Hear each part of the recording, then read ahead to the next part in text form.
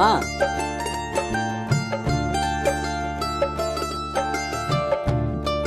কি রে এটা?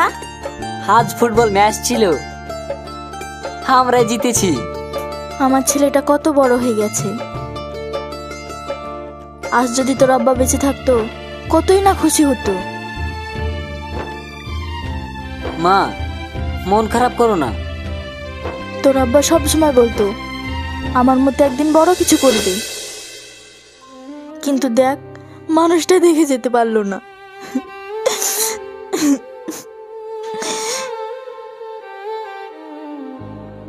মা, তুমি কান্না করো না তো। আরে পাগল, কই কান্না করছি? এটা তো সুখের কান্না, তোর জন্যই তো আজ বেঁচে আছি। সারাদিন জামা সেলাই করি শুধুমাত্র তোর মুখে হাসি দেখার জন্য। মা, কোচ স্যার বলেছে আমি অনেক ভালো খেলি, আমি একদিন অনেক বড় খেলোয়াড় হব।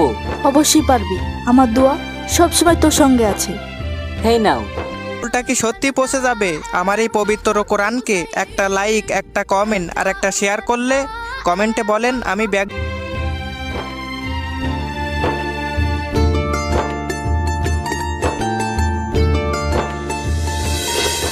বলো কিসের জন্য ডেকেছো?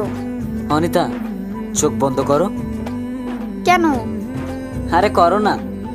আচ্ছা ঠিক আছে।